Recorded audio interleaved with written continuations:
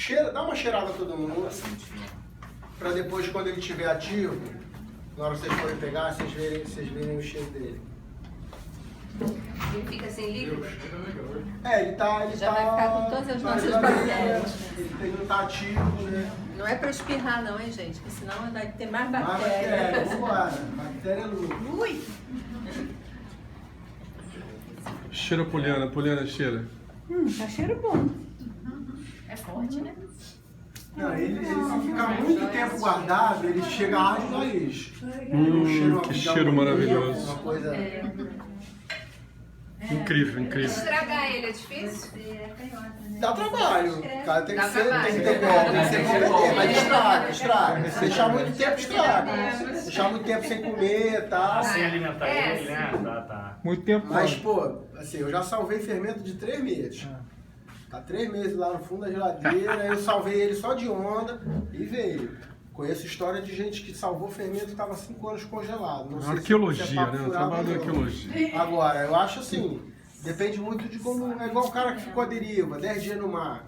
Né? Quando chega, o que você vai fazer? Você vai dar um pouquinho de água de coco, aí depois vai dar um suquinho de fruta, aí no dia seguinte vai dar uma sopinha, aí daqui a pouco o cara tá comendo churrasco.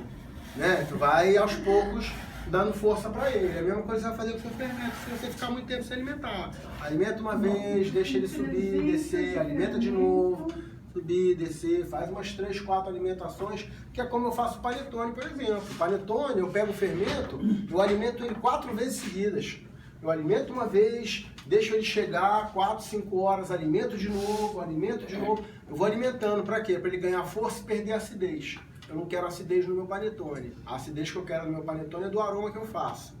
Não é da fermentação, tá? É uma acidez de cítrico, não é uma acidez de acético nem de lácteo, tá?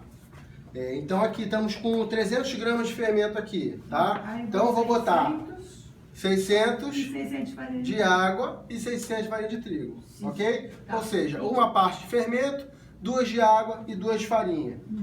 Existem várias maneiras de se preparar Neston, tá, gente? Vocês vão ver em outros livros, em outras culturas, em outros países, principalmente de um país para o outro, muda um pouco o tratamento com fermento. Tem, por exemplo, o Luiz Américo é 3-2-1, né?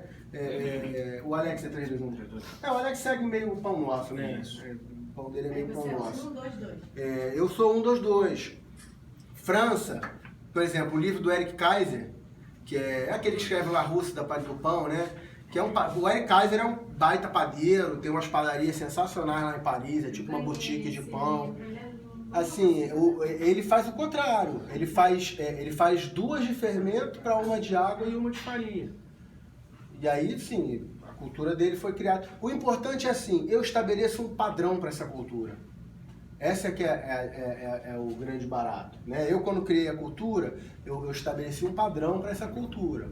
Então, eu mantenho esse padrão. Por isso que, por exemplo, o fermento que eu trouxe da Itália, lembra que eu falei que ele é 50% de hidratação? Ele é um lievito madre, ele é uma massa dura, ele é um fermento duro, ele não é um fermento como esse.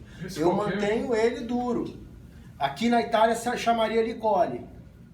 Tem levito madre, levito, você falou outro. Não, tem levito madre e licole. O licole é com 100% de hidratação. Isso na Itália, tá, gente? Na França, por exemplo, vai chamar os 2 de levain. Tem gente que vai chamar de pâte fermenté, mas pâte fermenté também é esponja, enfim, tem uma confusão. Que assim, também tem gente que pega livro para traduzir e traduz, já é complicado a gente aqui, né? A gente que é tupiniquim, que fica dependendo de tradução, às vezes quem traduz um livro, eu acho isso um absurdo. Por exemplo, quem traduz um livro técnico de panificação tem que ser um padeiro. Não pode ser um cara que entende da língua só. Não pode ser simplesmente um tradutor. Isso acontece em várias áreas, né? O cara é tradutor e aí ele vai traduzir um livro técnico, sei lá, de mecânica de automóvel. Aí ele fica traduzindo ao pé da letra, só que tem coisas que o técnico é que tem que dizer, não, aqui a gente chama esse nome disso. Sabe? Porque tem diferenças. E aí acontecem esses erros a ponto das pessoas ficarem agora falando que fermentação natural, né? Fermentação natural. Fermentação natural foi aquilo que eu falei ontem. O flashman é fermentação natural. Aí você botou só água. Por aqui só tem água. Aí, ó, tô dissolvendo bem o fermento aqui com a água. Com a mão, tá, gente? Tá. Não lava a mão antes, não. Vem com a mãozinha suja mesmo pra dar bactéria no teu fermento. Bactéria é vida, gente. A gente um dia já foi uma bactéria, acredite. Alguns milhões de anos atrás a gente era uma bactéria. Bom, e aí vai 600 de farinha, tá? Tá. Farinha forte, tá? Farinha Essa é outra pergunta que me fazem muito. Qual farinha eu boto para alimentar o fermento? Gente, o fermento é a alma do seu pão. Você vai botar a melhor farinha que você tiver na sua casa para alimentar o seu fermento. Porque tem gente que acha que não, só para alimentar o fermento eu vou usar a farinha mais barata. Não! Ele é a alma do teu pão. Sem contar que ele vai ser 20% do seu pão. Você no mínimo bota a mesma farinha que você usa no seu pão. Eu acho fácil a No farinha mínimo. forte. Eu tenho, por exemplo, Manitoba ou Lievitar, que são duas farinhas mais fortes, que são farinhas que tem W410, As embalagens de 440. 1 quilo, eu não acho. Não, essas não. Mas você Essa compra lá daí é na Maison do Chefe, vende granel. Então eu tenho, por exemplo, um saco de ou Manitoba ou Lievitar, que é a farinha que eu uso também para o panetone, que é a farinha mais forte que tem, que eu uso exclusivamente no meu fermento. Meu fermento eu uso a farinha forte, que aí ele vai ter uma durabilidade maior, se eu ficar uma semana sem alimentar não é grave, então, tá? Aí aqui, ó, vamos... Farinha integral, né? Como a gente falou. Ou quem quiser ter um fermento, assim, eu aconselho, uma boa solução é assim, você mantém o seu fermento ou na farinha branca ou na farinha integral. Aí eu quero fazer um pão branco, eu vou alimentar ele de farinha branca. Então ele já vai ficar menos integral. Ou o contrário, eu mantenho o meu fermento na farinha branca. Pô, vou fazer um pão integral, já na alimentação já alimento com farinha integral. Entendeu? Ah, vou fazer um pão de centeio. Já na alimentação, já alimenta ele com centeio, pelo menos meio a meio. Tá? Aí aqui é com a mão mesmo, tá, gente? E aqui não estou querendo formar glúten, não. É só misturar mesmo, desempelotar, sentir que o fermento está homogêneo. Ok, tá pronto.